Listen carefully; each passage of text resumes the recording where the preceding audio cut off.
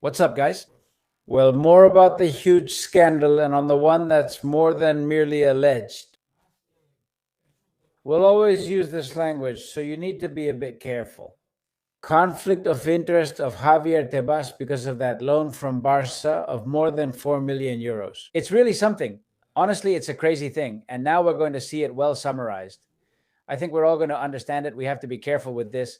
The one who's investigating the most is La Galerna. We already mentioned it the other day here. We echoed the information from La Galerna. The media is completely silent, just silent, silent. Nothing has come out about it. It's unbelievable.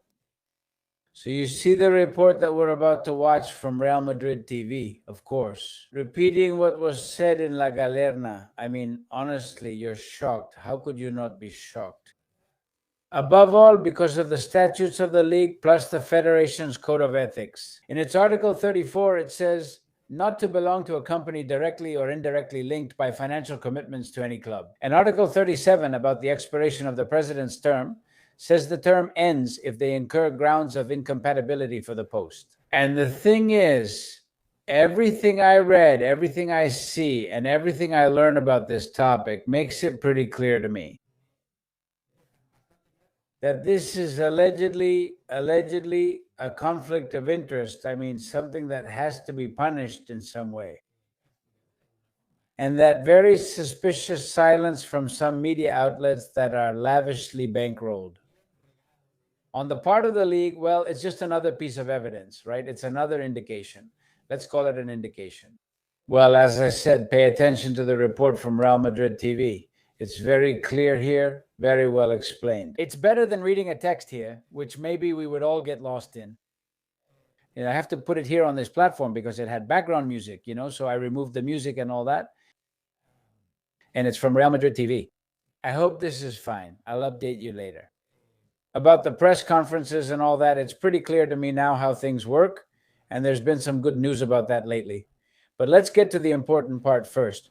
What is this? Listen. More information published in La Galerna about the connection between FC Barcelona and Javier Tebas through a company linked to Tebas himself, through which it received a multi-million loan from the Barcelona side, from the club itself, to save it from a significant debt that was pressing on it. La Galerna keeps revealing more details about Barcelona's loan to a company connected to Javier Tebas.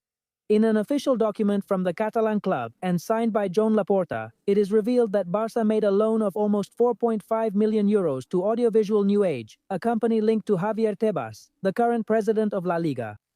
An operation that has been active for years. It all started in 2017, when La Liga asked the first and second division clubs for money to bail out that company. In tax matters, the tax agency carried out a preventive seizure of 4.7 million euros, and Barcelona was the team that lent the most money to Tebas' company. According to the document published by La Galerna, in total, 4 million euros out of the 4.7 million total debt of this company were linked to Tebas. Real Madrid considered that these loans violated the statutes of La Liga, and that Tebas was in a situation of incompatibility. As president of the league, the deal could cause a conflict of interest. After this deal, according to the article from La Galerna, Barcelona won La Liga in the 2022-2023 season, with signings made through fictitious income. And last year, they registered players through an emergency injunction, all with the approval of La Liga. But in this process, there are more mysterious moves by FC Barcelona, because in the economic report of the Catalan club published by La Galerna, we can see how, in 2021, they said that the loan was fully impaired and considered its recovery unlikely. In other words, Barca practically considered it lost. However, as of June 30, 2022, without further explanation to its members, Barcelona reversed 2,755 euros of the loan to the company linked to Tebas. They recovered nearly 3 million euros on the books. That's why, in its article, La Galerna wonders if these 2,755 euros were used so that Barcelona could register players, due to their desperate financial situation. This text highlights that the one benefiting most from this situation is Joan Laporta, who, despite Barcelona's delicate financial situation in recent seasons, has not prevented the loan from being renewed year after year, without any repayment being made. And all this is happening while we are still waiting on the Negreira case, the biggest scandal in Spanish football, which still remains without any sanction. Curiously, during Laporta's statement before the judge, the Federation's lawyer did not ask any questions, and the league's attorney limited himself to a single question. The document published by La Galerna claims that Barca lent 0.4 million to a company linked to Fabian Tebas, creating a clear conflict of interest. Look, this is what it seems like. I mean, if it walks like a duck, quacks like a duck, is it a duck? I mean, honestly, it would be insulting people's intelligence not to come to that conclusion. But I insist, there are two options here. Either it's a scandal of biblical proportions, and that's what it seems to be, or this was already resolved back in the day. Nothing was found here. There's nothing illegal, but hey, apparently, and we reported it on the first day, echoing what La Galerna said. Everything lined up with all those details. As for it being a company linked to Javier Tebas, it seemed real, tangible. And so I insist, either it's a huge scandal and it's being covered up and all that. I mean, I think many of us are in that position, or maybe this was resolved because nothing was found and nothing happened here, and they're digging up things from 2 or 3 years ago, and nothing is going to happen here. Because, like I said, Tomas Guas wrote an article the other day, and Javier Tebas spoke out. That's the only thing I think he said about this. The spokespersons were already out there saying it was an issue that wasn't going anywhere and all that. Well, that's how they always defend themselves, right? But anyway, this is just... And also, when you see it, the end of the video is really good because it says this. All of this in the context of the Barcelona Negreira case, where the lawyer for La Liga asks only one question, and the one from the Federation, 0. Here you have Tebas the other day hugging Laporta. And what about Dani Olmo? We act a little like this. We put on this aggrieved, angry face, but then when the CSD grants the precautionary measure, well, we just accept it. So you say that with the financial levers from August 2022, they fooled you, and that they weren't going to fool you again, and that it was inevitable because, of course, they had put it in writing and all that, and then you say, damn, man. Well, of course, 2 + 2 is 4, but obviously in certain places you have to be very careful, like on this channel, right? To say things that aren't true because everything is alleged, but everything leads us to think that, right? I think... Well, let me know in the comments what you think. What I was going to tell you about Real Madrid television regarding the press conferences, it's nothing. Very brief, very brief. I know this is me talking about myself. Maybe you don't care that much, but it'll be very brief because we're going to get to serious stuff right away, okay? Also, well, the other day, very simple, Real Madrid.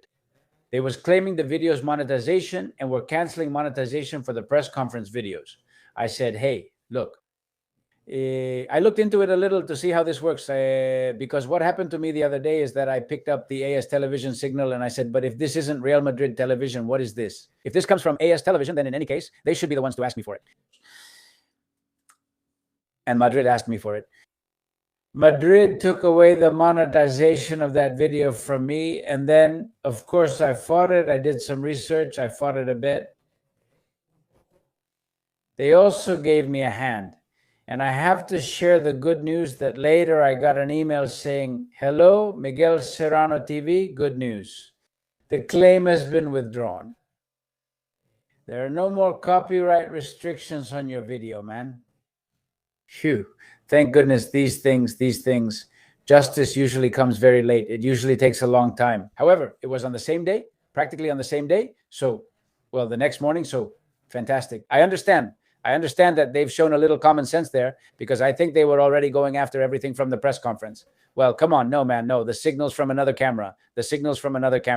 At this morning's press conference, well, I couldn't do it, obviously, because the signal was from Real Madrid television.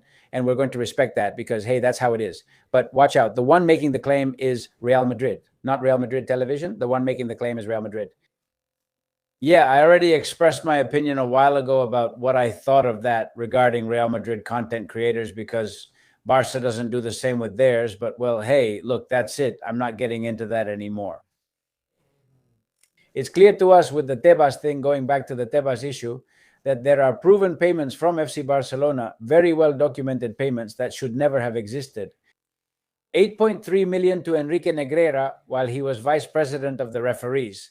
More than 100,000 to Javier Enriquez while he was an external collaborator of the CTA. 4.5 million. A. Non-repayable to a company linked to Tebas, president of La Liga and vice president of the Royal Spanish Football Federation. As this report says, and allegedly from what we've just seen, it would be something very serious and a conflict of interest. And 7.2 million to journalists between 2015 and 2020. That was that article, that report, that information from The Objective with a chart, with the payments, with the word pagaments, remember, right? To the COPE network, to the SER network, to TV3, sorry, to Diario Sport, to Mundo Deportivo, etc. And watch out, reported payments but not proven. Medina Iglesias, former referee, reported an attempted bribe by Xavier Amat, a Barça executive. Mayoral Serenilla, former referee, reported an attempted bribe by Antoni Pales, a man linked to Barça. These are allegations. Luis Canut, a TV3 journalist, recently revealed that Núñez, then Barça president, paid a referee's apartment mortgage. This is also allegedly, but well, nothing is surprising, right? Well, that's where we are with Spanish football today, right? That's where we are, and all of this is documented. Maybe not everything, but it's been reported and nothing has happened here. And the mainstream media moves on to something else. Today there was a big example of this, you know? But it's not just that they don't report. It's not just that they don't report, it's that they report badly. Al-Khilaifi, in a forum, has spoken about the issue of peace in European football. And here it says on El Partidazo de Cope, UEFA has done well by achieving peace between Florentino and Laporta. It's good for everyone, in quotes, and they attribute it to Al-Khilaifi. Did you tell Laporta to make up with Florentino? They ask, theoretically, in quotes. They told me I would be in charge. I said, do you want peace? Let's try. Careful, it's mistranslated. Collins has already said it here. These statements are false. They're manipulated. Apparently, look, the tweet is still there with a bad translation. Apparently, what he said, and I saw it before in another tweet, but I didn't like it, and now I lost it. But it was from a serious outlet from outside Spain. And here you have it translated on Benito's account. What he said is the following. The goal of COPE, wait, here I leave you the words from the full statement. Of course, let's see if COPE is lying. Well, it's just that I've seen a lot of Real Madrid fans saying, what? And now, once again, he's a buddy of Laporta. So, of course, Florentino Perez and Real Madrid are getting criticized by the Real Madrid fans. We have to wait. We have to wait to know exactly what he said. And apparently what he said is, I'm not the only one who has worked for peace. We have all worked for it. I want to thank Florentino Perez, Madrid, Laporta, Barça, and also Atletico. It has been difficult. All the clubs have the same interest. The only thing is that they express it in a different way. If we cooperate, we will all benefit. As an aside, this guy was the one who came here with unlimited money from the Middle East to mess up European football. But anyway, we've already accepted the absurd. He keeps talking. He says, I also care about the leagues. We must put selfishness aside. They asked me to seek peace, and I said, of course, to Barça and Madrid. I asked them, do you want peace? Yes, but we don't know how to achieve it. It was a matter of rolling up our sleeves. It was tough, but everyone knew what the other wanted. They put it in writing and committed to it. This peace will benefit everyone, the leagues, clubs, UEFA competitions, and national teams. Obviously, we can see how he talks about peace between the two. Well, this is something Benito adds. He talks about Real Madrid's peace with UEFA and Barça's peace with UEFA. Also, they were done in different parts at different times, but not peace between Madrid and Barça or between Florentino and Laporta. That's where Partidazo de Gómez is being misleading. It's unbelievable. Is it unbelievable? Well, not that unbelievable.